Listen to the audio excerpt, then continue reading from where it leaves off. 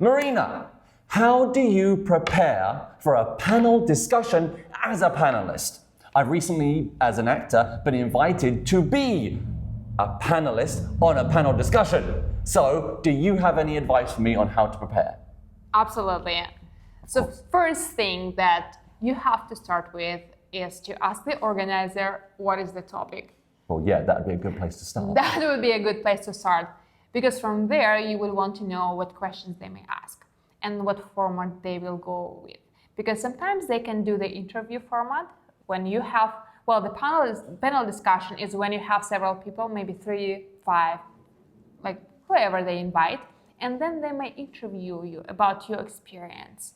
Or they may ask you a question about a specific topic. So check about the theme of the event and check what the format of the event. If that's the interview and they will just ask you about your experience, you may ask like, what do you want to know about me? And ask about the questions that they may ask.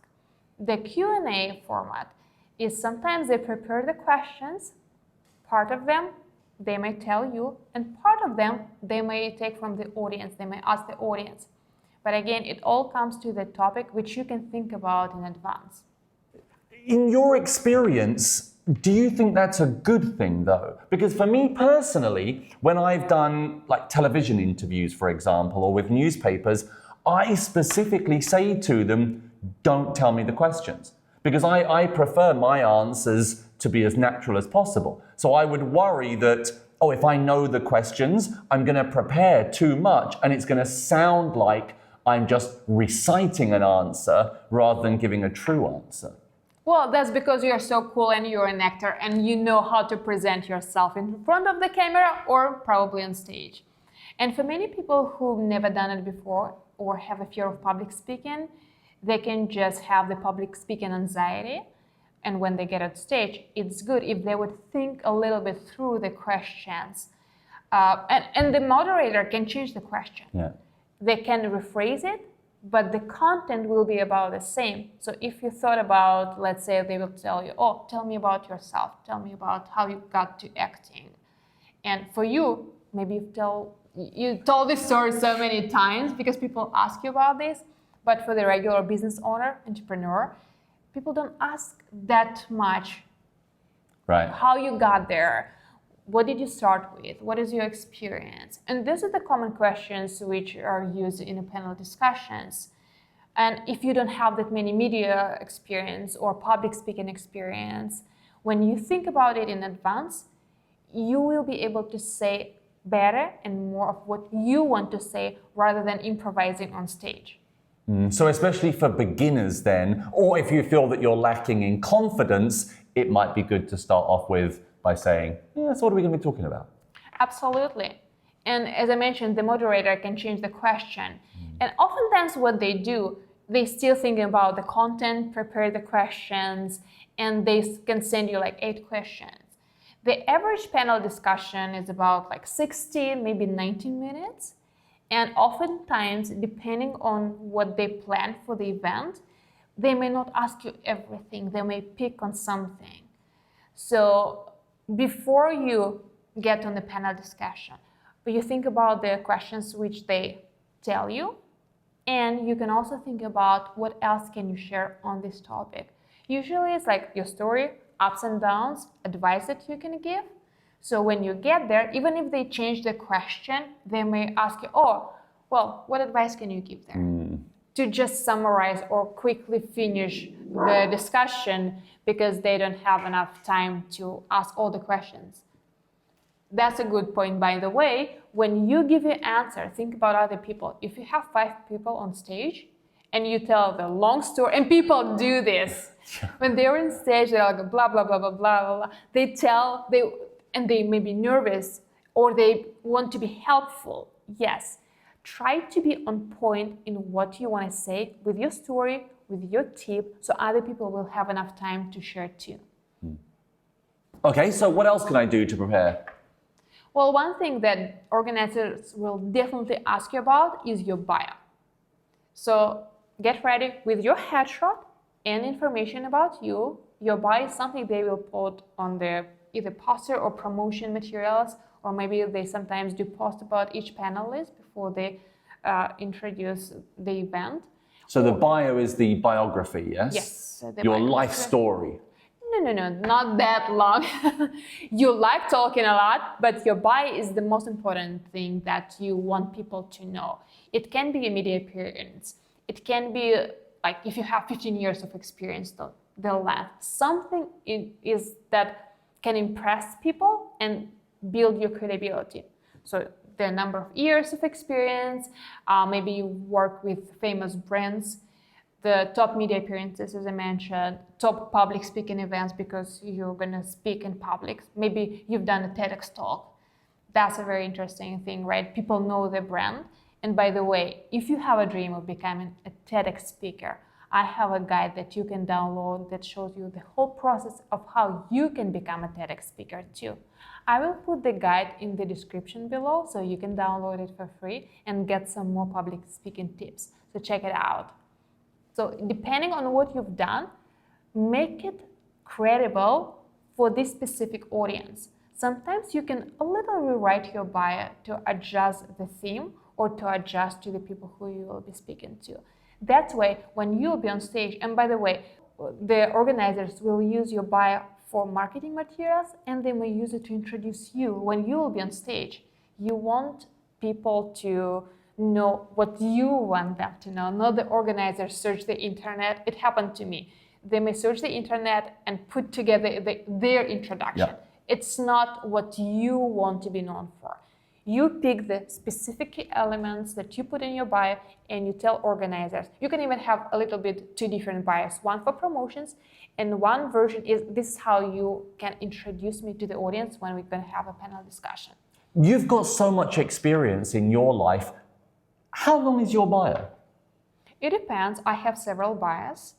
So one, I have the short one up to 100 words and another one is 150 words. These two are the most common. Sometimes people ask you to write a longer story. I very seldom do this. But the most common, like the shorter one, usually is 80 words, and the longer one is up to 150 words. So if they want something for the article, or for promotional materials to tell more about the speaker, or to show more credibility, I would send them the long bio. If they want the introduction, which they will use to introduce me on the panel discussion, or just to put in the short marketing material, that I will send the short bio. Sometimes I can tell them, if you need just 2 sentences, these 2 sentences to use, not everything. So Marina says that a long bio is 150 words. My bio is currently 512 words. That's the poem I'm talking about. If someone asks you about like very long story, this is more of the about page, yes. You know, which you put on the website. Or if you do the media interview and you do something for the article, people may use that bio to write the introduction to the article where they will interview you or just add some quotes from you. But for the regular speeches or public speaking, panel discussions, the introduction as a speaker, for marketing materials, you don't have to have such a long bio. And presumably a bio should be written in the third person? Yeah, for sure. Well, imagine if a moderator will say, oh, this is AJ Donnelly. I had 15 years of experience. Mm-hmm. I've done this, and this. Now, of course, in the third person, your job as a public speaker or as a panelist in a panel discussion to do the organizer's job as easy as possible. Right. When you get on stage, that's why I'm saying, make your answers a little bit shorter and on point so people will remember what you're talking about. You'll give a good impression and people, the organizers will say, oh, he was so good. We should invite them to another event or we should recommend him to another event. This is how you get the referral businesses if you want to do public speaking or you just want to get yourself out more to promote your business and get to more speaking either engagements or free public speaking opportunities. You do the best job that you can do on a panel and prepare for that. rather than you come and you improvise if you're not good at. Yeah. I'm sure that's an entire other video there, but that's a skill not only for panel discussions, but any kind of public discussion or public presentation. It's not about how much you say, it's the quality of what you say and how succinctly you can say it. So the best speakers throughout history are the ones who have had the strongest message with the fewest words. Exactly. And then usually at the end of the panel discussion, the moderator can ask you what your best advice on this topic, or what was your failure, or the best thing you've done there, or what you want to achieve. These are general questions which people sometimes may ask you during panel discussion, but they also need something to conclude with. So it's good to have something in mind, and especially when you do it more often, you do either panel discussions or interviews or public speaking, and you talk about a certain topic, think about the advice that you can use in the end, and maybe those can be your signature advice or signature phrase that you can use on this topic or something related to your expertise. So it will be more memorable that, oh, now I know this person, and I watch other public speaking engagements and I say, oh, yeah, I remember he talked about this. The stories, the tips, the phrases. Do you think if someone is preparing for a panel discussion that they should decide on an agenda for themselves? So what I mean by that is, if someone invites me to go and join a panel discussion, should I think to myself, what message do I want to give people? Is there something specific I need to find a way to fit into the conversation? Or do you think it's better to only focus on what the moderator wants to discuss? Well, you will know the theme of the discussion, right? And you have your expertise. There's a reason why people invited you there. Maybe they are curious about your acting experience or creative thoughts. Maybe they're curious about you as a business person. Maybe I've just got beautiful eyes. Of course, yes, but that doesn't serve your career and your business. As an actor, it does. And how often do you talk about it? Oh, look at my beautiful eyes. You have to hire me just because of my eyes and my appearances. No, you want people to hire you as an actor and do acting stuff because you maybe can express yourself, not just your eyes, but the way you express yourself. That can be a signature thing, like to either talk, mention in the speech, or maybe your style will help you to stand out somewhere. Your serious look or always laughing, happy attitude, this can be a part of it. You can think that through, but this is the way you think about your branding and positioning yourself, whether as an expert or the character as the actor that you want people, the message that they want to get from you. What person do you want to be for other people? And this is very interesting. Sometimes it's the same person for people as who they are in person, like in the daily conversations and on stage. Sometimes people would like to be a little bit different on stage, maybe keep their personal life private, or maybe just to have, if they are actors, to have a better expression and talk about everything. You can ask me anything. Yes. That's why it's good to prepare a little bit in advance for a panel discussion as a panelist, because you can think about these small details. And when you are on stage, and if at any moment you'll get a stage fright, you can pass your mic to another person, think a little bit, calm yourself down, and then get the mic back because you thought about a lot of things. You know what you need to say, you get your breath, down to the level which you want, and you keep sharing the message you share. Don't be afraid of making mistakes. A lot of people, again, it comes back to confidence, I think. You have to believe in yourself, but you have to also believe it's okay if you make a mistake. No one is going to judge you because you get a little bit confused or you forget what it is you want to say. Yes, and it's interesting that you mentioned that, because I've been in different panel discussions and I got used to public speaking. But sometimes I have people who are good at business or they're good at talking to people, have the communities, but when they get on stage, they're like, what am I going to talk about? And yes, I can talk about many things, but I'm not sure what I should share.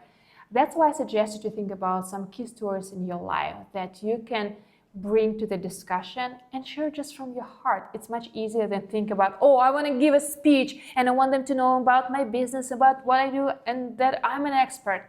You can share your life story. The touching experience, I had no idea how to start a business. I had no idea how to become an actor. I wanted to be so good. I'm even nervous right now. I feel so stressed. You can even address that if it's like you're really stressed and you can't help yourself. People are more compassionate to the real person than the one who pretends that they're super confident, they know anything, like they can answer any question, they know every subject that you would want to talk about. No, you are a person. That's how you can relate to Yes. panelists, to audience, to viewers if someone will watch a video of your panel discussion. You've given a lot of ideas of how people can prepare to be on a panel discussion. Would you advise people to actually practice ahead of schedule? So for example, there's the idea of, look at yourself in the mirror and say some things you want to say just so you can get used to hearing yourself talk and seeing yourself. Is that something you do? I never advise people to practice in front of the mirror. I usually give it advice, never practice in front of the mirror. It's so terrible thing. Oh, why? Because people focus on themselves rather than the message. Yes. I would suggest people to think about the stories and the questions. So if you want to practice a little bit in advance, you can think, oh, maybe this is a story which I want to share. And you don't have to tell this to people. You can just come to a friend and say, oh, can I just tell you the story? I just want to practice to sharing it with more people. I think it will be good for my business, or just, I feel it sounds too long when I talk about it, whatever reason. And a friend will understand you. And you just share a story.